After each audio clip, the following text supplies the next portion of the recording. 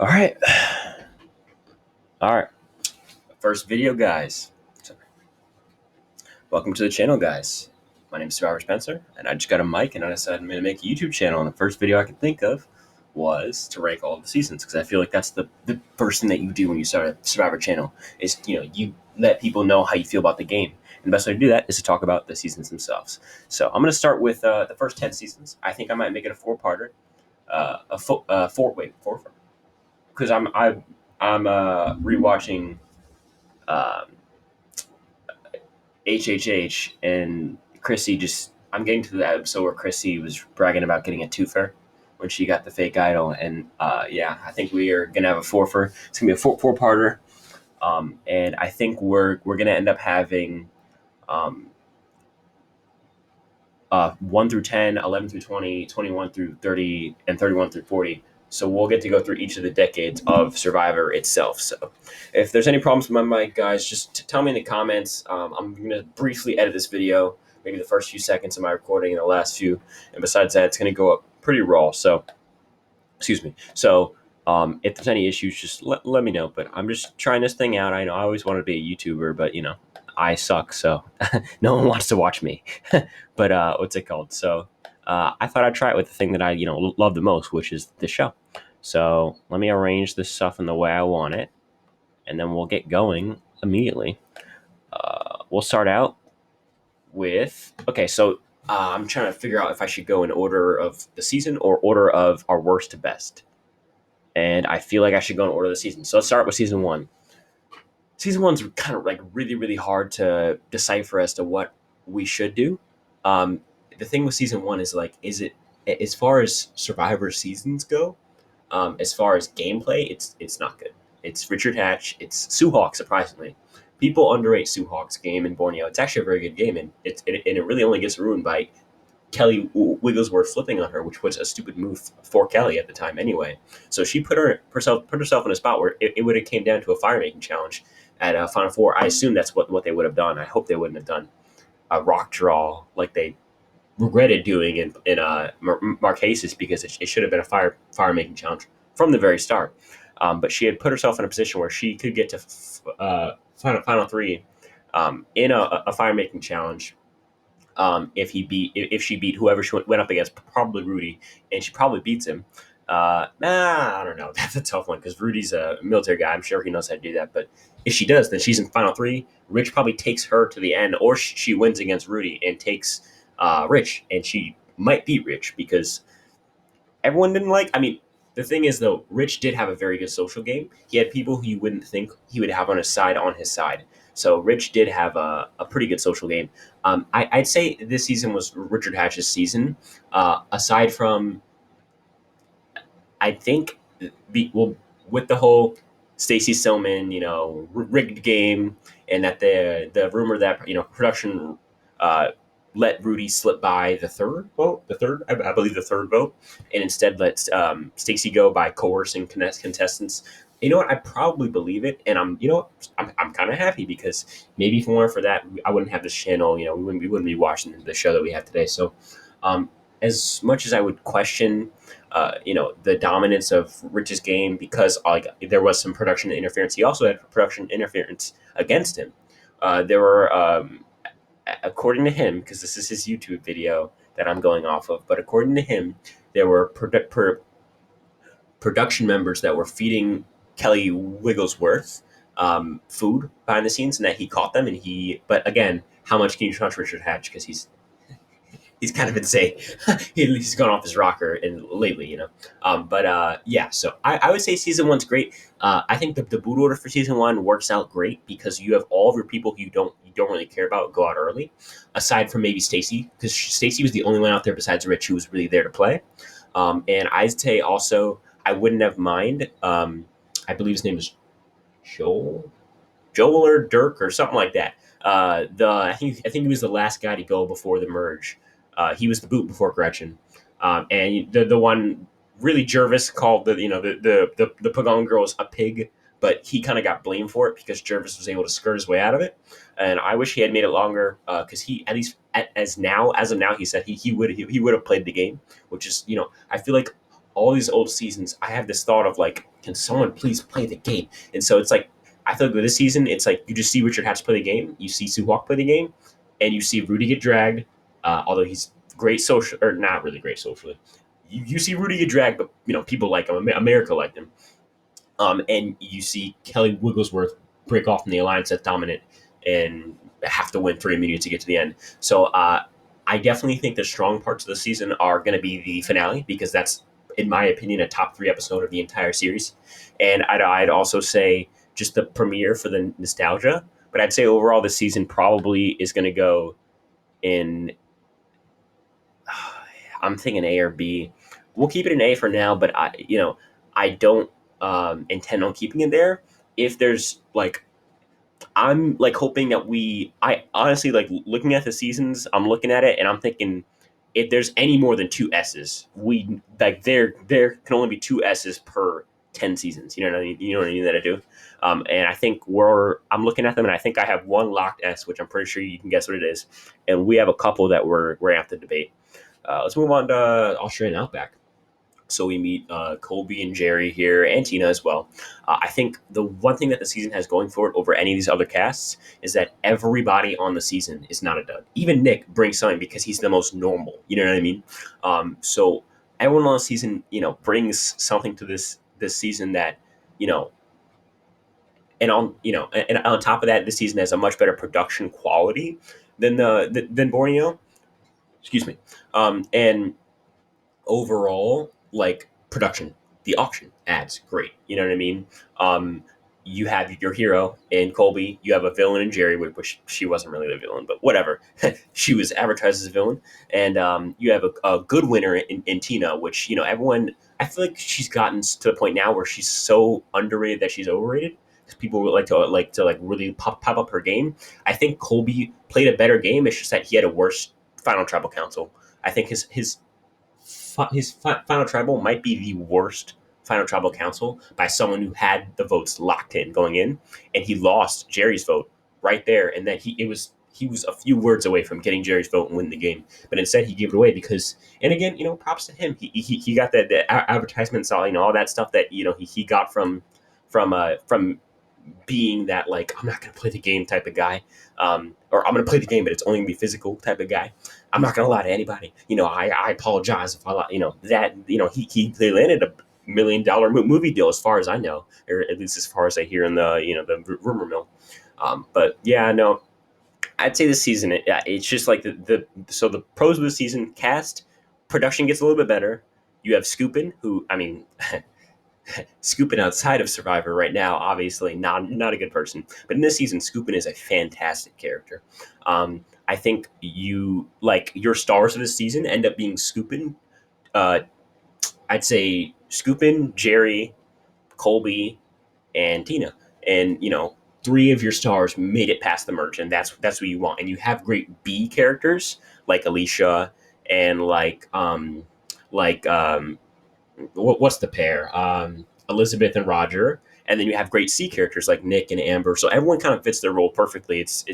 I always say Cagayan has the best like example of this because you have all your A characters, you have all your B characters, C characters, D characters. Spoilers for later. Cagayan is going to be an S tier, and yeah, no, I'm not debating anybody on that. That's just, I mean, it's not even close. But yeah, continuing on. So I put Austrian Outback probably in the end at a B because of production value being so being or sorry because of the end part of the game being so poor. And in fact, I'm going to have to drop it down to a C. I think in the end, the thing that drops the season down is after Jerry goes home, there is nothing. I mean, nothing except rooting for Colby, which everyone did, and I, it's one of the most boring final tribals. It's a pagonging. Uh, the people who are, I mean, I guess it has going for the people who are getting pagong and the people who are doing the pagonging are all interesting people, but they don't show it in confessional. The confessionals for the season are very poor. They're not at all um, uh, entertaining. They're not spicy. They're not snarky. They don't have anything to them. So I'd put it in a C because of the back half and because of just the pre-merge being, it didn't ruin the show. Like that's the sell for this pre-merge is it's not bad. I don't want a not bad season, and not bad for me is C. Moving on to Africa, I think you have the best location so far, by far. I think you actually have probably, and this is just my opinion, the most enjoyable cast as a whole to watch, with Frank, Brandon, T-Bird, Big Tom, Ethan, and then we go to to pre-merge boots, the 20-something-year-old alliance, these Gen Xers, man, no, these Gen Xers, that alliance. You have the old people who got pagong, all entertaining, and then you have the dynamics. You have the three guys, Big Tom, Ethan, Lex. You have Lex getting mad at what's her face? What's her face? Getting mad at, all of a sudden I blank out on all these survivor names. I'm just, yeah, Blondie. He gets mad at Blondie for voting for her. You have I'm trying to think what else. Frank and Brandon, gay guy and traditional guy, like having to go on a movie together. That was very entertaining for me to watch personally. So I think with this season, you just have a lot going for it, and it ends up being a very easy watch. I feel like this was the easiest out of the first three to watch, and the next easiest is the next one coming up. So we're gonna throw Africa and B for me. I think overall, I say Africa is probably the most enjoyable watch, but I'd say because of the finale of Borneo, I think if it weren't for the finale of Borneo, Borneo would be C right now, honestly. But because that finale is just nonstop iconic, um, you have to put respect on its name and put it in an A. Let me see. Okay, Marquesas. This is going to be higher than Borneo in A. I can't put it in S tier because um, the first few episodes, meh. And then after the Road to 4 flip, the pagonging of the used to be majority alliance, the Road to 4 is very, very boring to watch. Very, very boring to watch. It's just them turning on each other, watching the general and then Tammy and all those people go. It's just not fun. But what I can give it is it has one of the most entertaining stretches, probably behind the Micronesia post merge, one of the most entertaining stretches of gameplay. Um, just of episodes in general. From I believe it's the Hunter Blindside, which is I think Final Four, or sorry, not Final Four, the fourth episode, all the way to the John Carroll boot, which is about I think the eighth or ninth episode. So that's like 4 or 5 episodes that are just gold because you have Rob being mafioso, you have Rob falling apart, you have the first flip in Survivor history as far as a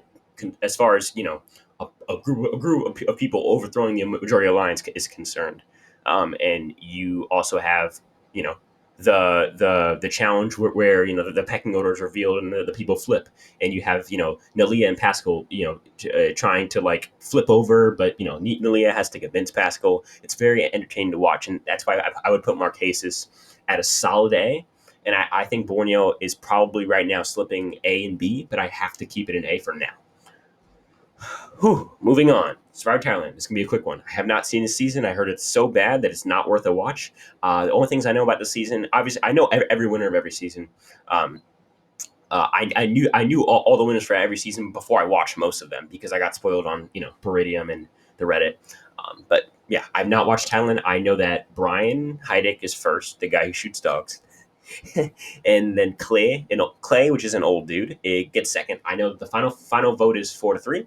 I know that there's a guy named Rob Z that's kind of an asshole, but like kind of not an asshole. I know obviously Sheehan from All Stars, and then I know one tribe gets pagonged and that there's a fake merge, and that's pretty much it. So um, that's all I know. I hear it's the worst season. Some people have some hot takes about which season is worse. Some people think Worlds Apart, or sorry, World's Edge is worse. World's Edge. Nope, that's a map in Apex Legends. Worlds Apart is worse, or that Nicaragua is worse, or that whatever is worse. I personally, I just from what I'm hearing about the season, it just sounds so depressing to watch. Similar to All Stars, except All Stars has returnees, so it has something to save it. Moving back to good seasons, we have Amazon. Amazon for me uh, is a fantastic watch as soon as Rob Z, or not Rob Z, Rob Cesarino starts flipping, which is I believe after the rocket scientist goes home, Dave. Basically, as soon as the Dina blindside happens, and even I personally, I don't mind the Roger one because everyone, it's just so funny to watch everyone pile on Roger, and before he goes home, it's hilarious. So honestly, I think just the merge after is fantastic. Every single episode is perfect. Not perfect, but they're very, very, very good, and it's all because of Rob C. And I feel like the season is like it's a switch or a not switch depending on if you like Rob C. Personally, I like Rob C. So the season is very good for me in my opinion. And the only thing that's wrong with the season is the first 6 to 7 episodes. They're all bad. They're all what Survivor would have been if they didn't realize what show they were, around season 15 or 16. Um, it's not even like, people say, oh, it's second, but it's 2003, cut them some slack. It's not that. It's just, I don't want to hear Rob Sisson, talk about all the pretty women. Like, after it's funny at first, and it's kind of, interesting at first, and then it's like they're at tribal council talking about, the girls' boobs. Like, I don't want to hear that. It's just not, personally, it's not fun for me at all. And so that's what drops this season for me behind Marquesas, but it's still in front of Borneo because it has that post merge, and Borneo's post merge post merge is abysmal for the most part, except for the finale, and just watching Richard Hatch be awesome. So yeah, Pearl Islands moving up. This is obviously your guaranteed S tier. Everyone knew it was happening. Pearl Islands is just it's great. So again, with Pearl Islands, you don't have the same amount of like stellar cast that the Australian Outback has, because you do have some duds. And they're duds because I can't remember their names. You know what I mean? But you also have people in the pre-merge who are memorable. And you have the best pre-merge probably until Heroes versus Villains, honestly. Um, you know, you have some memorable pre-merge routes. You have Burton, obviously Burton and Lil, and then you have Skinny Ryan. You have Austin quitting. You have Trisha. You have all these storylines, and then you have the Outcast twist, which wasn't supposed to be good, but ended up being good, kind of inadvertently, just because of the people who came back were the only people who would have been good for. So it could have been a very bad twist, but it ended up going very well, and production got lucky, and it actually made Boston Rob get on All Stars, because if Savage had made it to the merge, he or made it to the jury, he'd probably get on All Stars and boot Boston Rob off, which would have sucked, and we probably would have never got Rob and Amber. We never would have got Rob for 5 seasons, and you can give your take on that in the comments. But yeah, so I think overall Piran speaks for itself. Obviously, you have Johnny Fairplay, Sandra, who is actually a pretty good character in this season. I don't know about her game, but her as a character is pretty good. You have Fairplay, just being both hilarious, scary, and awesome in this season.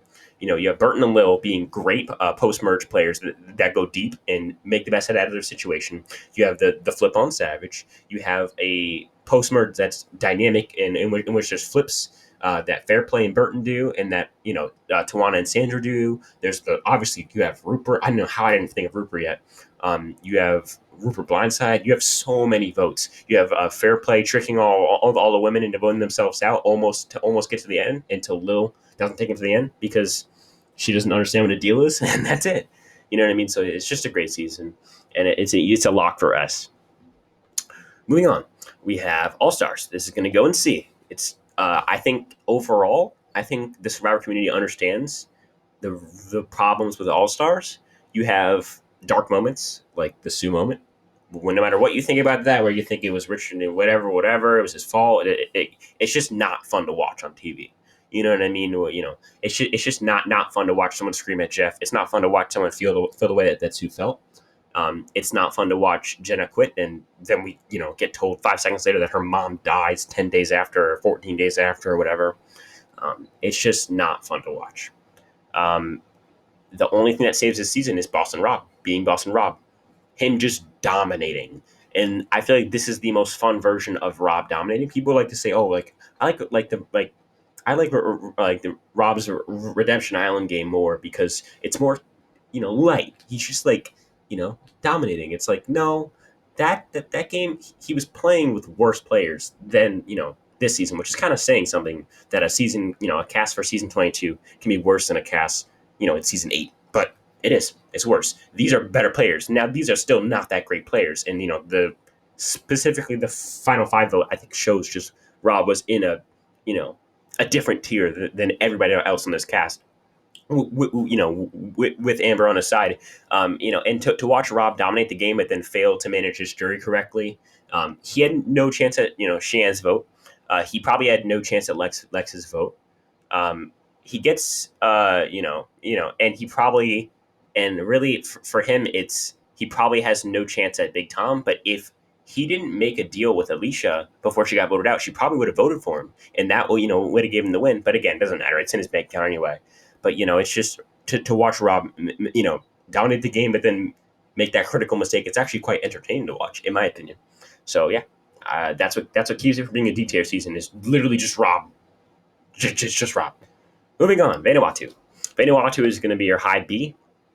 Oh, I thought Vanuatu disappeared for a second. So Vanuatu is going to be a high B. It's above Africa because the final, really everything from the Lian Boot episode on is fantastic. It's top notch Survivor. Again, one of the best stretches of episode. Right up there, with the Cagayan entirety of the season of Cagayan, the Micronesia post merge, the Heroes versus Villains pre merge, the Marquesas merge. It's up there with all of those. It's just a great stretch of episodes to watch Chris maneuver his way. And I think if Chris doesn't win this season drops. Not too much, but I think if Chris or Eliza doesn't win, this season is probably a C or a D. But the fact that Chris can win and just watching Chris out there, the first episode, the fact that he can come back from that awful challenge performance, it just shows that he was on a different level compared to the people who he was with. So yeah, Vanuatu is very good, very, very good. You have Amy and Eliza who return. I always wish that Twyla returned. I feel like Twyla would be a shoe-in for the next Second Chances cast. Shoe-in and a lock are two different things. For me, a shoe-in would be like a player who I would personally think is a lock. But she's probably not a lock, but I think she should at least get a chance to get voted on. I think because she plays the game. She's like one of the first 5 players to just play the game, go out there and be like, I don't care what I have to do. I'm playing to win, and that's it. And as bad as she is at managing the jury, you know what? It's fun to watch her not be good at this, the social game, and call Eliza a bitch at Final Tribal Council. It's hilarious to watch because that's so stupid. But she flips. She plays the game hard. Watching Chris's brilliance at the final 7 vote, it's awesome to watch. Amy grilling Eliza at final 6, I believe, and then Julie getting cut at final 5. Fantastic to watch. It's all fantastic to watch, and that's what makes the season. And finally, we have Survivor Palau. Palau is the exact same thing as Vanuatu, except it does have some good pre-merge moments. People always, shit on Palau because they say, "Oh, Palau is not a good, um, Jesus Christ, Survivor." No, not Survivor. I can't think. Palau isn't a good rewatch because you already know the tribe's going to get, absolutely torn through. Well, you know what? I personally like knowing that, especially if you're watching it with someone. I was watching it. I'm watching 6 through 20 with my grandma.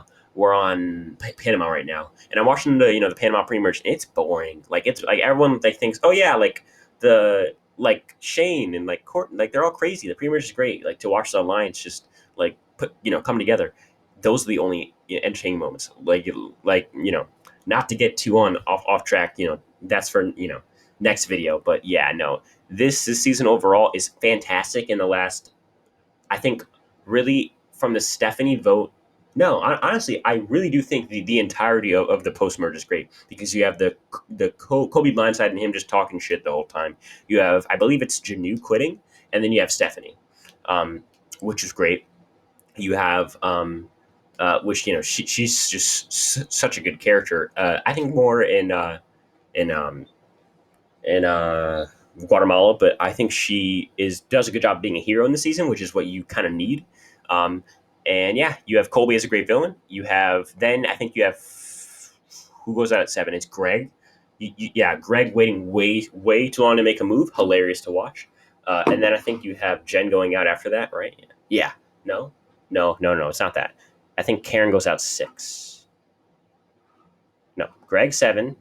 Yeah, Greg 7. Greg 7. Greg 7, and then it's somebody goes out 6, and then sorry, it's Greg 7. I know Karen goes out 5th. Who goes out 6? It's Karen, Jen, and then Katie. Somebody goes out 6. God damn it. Yeah, but the end of the season is just it's great because it's one of those things where um, the social, social politics of the end of the season are so entertaining to watch because everyone is playing like it's season, 30, really. You see Tom and Ian, you see Ian getting flabbergasted by everybody, Ian getting screamed at by everybody. It's so fun to watch. And then you have Tom just dominating the game in a way which he never really has to lie. I think the highlight of the season is the episode, specifically, I believe it's the fourth. I just really the finale itself, but I think the episode before the finale is also great because it sets up the finale where Ian gets caught in a lie, and they basically just they don't allow production to bring them to tribal council, and instead Ian gets grilled. They end up tying. Ian has to beat Jen to fire making. Just watching Ian, and then watching Tom just manipulate Ian into giving up his entire game over honor and pride. It's just absolutely crazy and just impressive, honestly, that that he did that. And I think you have your best winner to this point. Probably, but I think him and Richard Hatcher are the best two winners out of the the first 10 seasons. So I think overall, and then the premature Palau is also great. Watching Oolong, watching James, great pre-merge, forgotten pre-merge character. Watching the couple, the dude with the wobble leg chopping the coconut, and they're like, dude, we got to keep him, bro, even with one leg. It's kind of a foreshadowing for James in HEV. Here's versus villains. Uh, you have Angie. Uh, you have all these characters. Honestly, Jolanda is one of the best first boots for me, entertainment wise. I think you have a very experimental premiere as the Survivor specialist in their one of their past videos. They explain this. They they the production tried a lot in the premiere, and a lot of it ended up working. You know what I mean? So I think overall the season is well done by production. It has a great cast, and the boot order ends up in a way where, even though it's kind of crazy, it ends up working out.